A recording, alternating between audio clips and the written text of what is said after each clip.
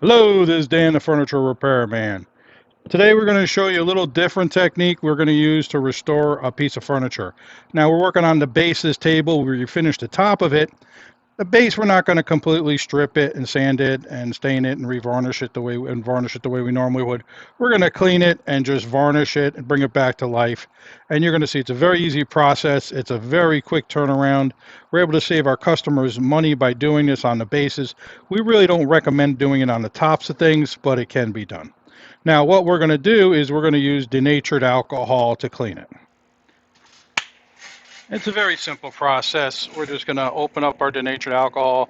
I'm pouring a little bit on a paper towel. I don't even bother using a cloth rag because we're going to get it pretty dirty pretty quick and throw it out. And I think this is the least expensive way to do it. And you're just going to start wiping it on there. Now, this is an oil-based varnish on there. This isn't a lacquer that's on top of that.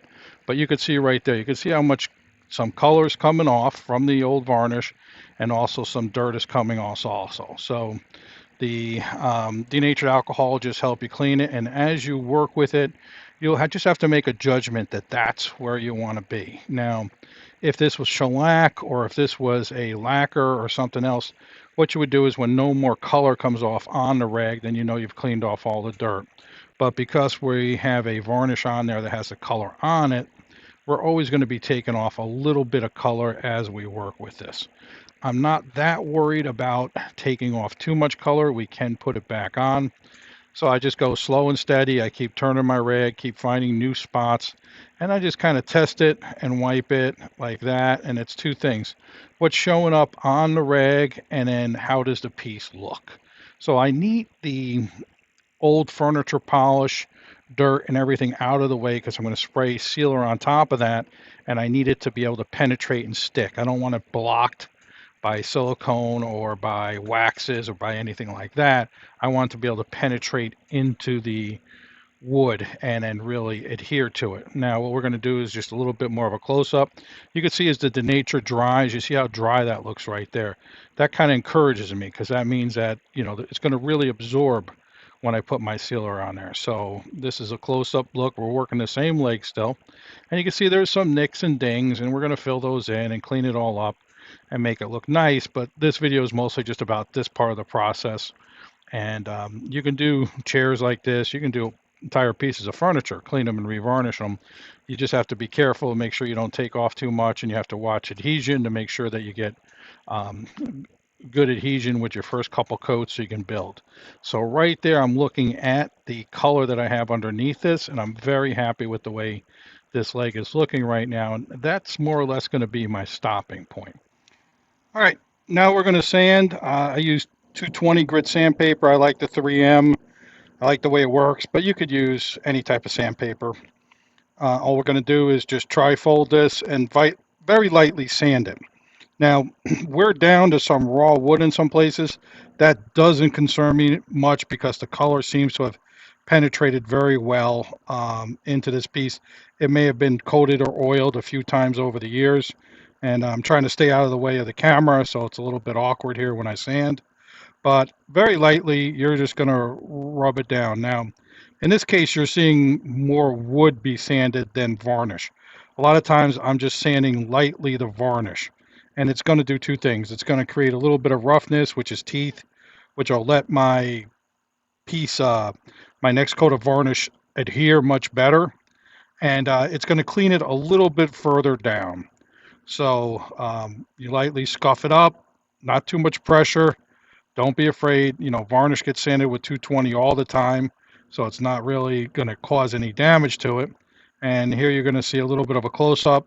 And you can see there's some sawdust there because we are sanding through the varnish, in this case, into the wood. Not a big deal, but if you start to take off color, you probably want to just back off a little bit. Now I'm going to come back and clean this with some denatured and take the dust and the sawdust out of my way. Even though I'm going to be spraying this with lacquer, I really want to just get this piece clean so I don't have any dust nibs, everything like that. And you can see how nice it's starting to look. Now, this is just a very light coat of denatured I'm using to clean it off. And I'm going to come back now with a much heavier coat. And you're gonna really see the way it looks as we get the varnish on there. Now, here comes our heavy coated denatured, and it's gonna help us clean the piece a little bit further. And what it's gonna do is let me tell with the denatured on there, that's kind of where I'm gonna end up color-wise with my sealer and varnish on top of that. Now, the sealer and the varnish imparts a little bit of amber or yellow to it, especially as it ages.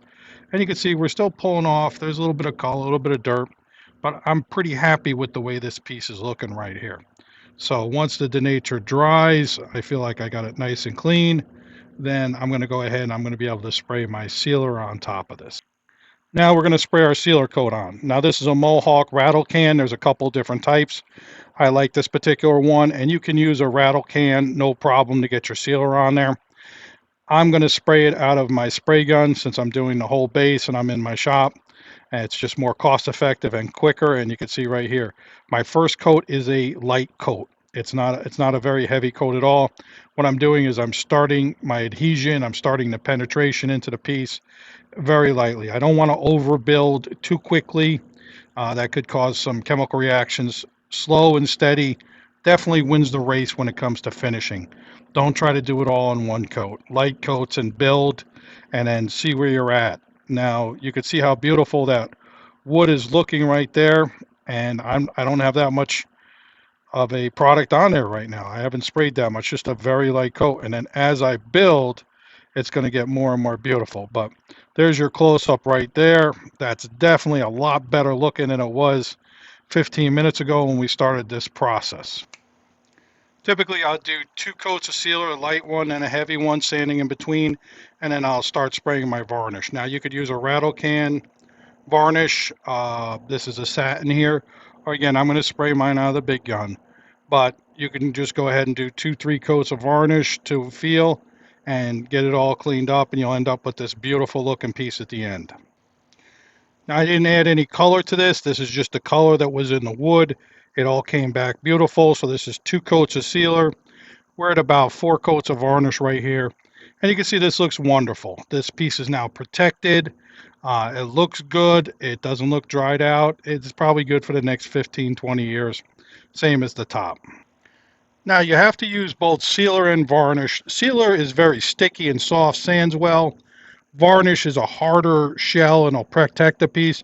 You definitely want to use your sealer first, couple light coats sanding in between, and then a couple coats of your varnish to protect your piece and also give it the sheen. You could use a flat, a satin, a semi-gloss, so you can give it the sheen you want, how shiny, by controlling the varnish coat. This is Dan the Furniture Repairman. Thank you so much for watching. Remember, every time we restore something or somebody learns how to restore something from us, it doesn't go in a landfill. And maybe another tree doesn't get cut down to make a new one. Those are good things. If you have any questions, comments, put them in below. I'll try to get back to you. Remember, if you like and subscribe, that definitely helps our channel do better and keeps us making new videos. Y'all have a good day.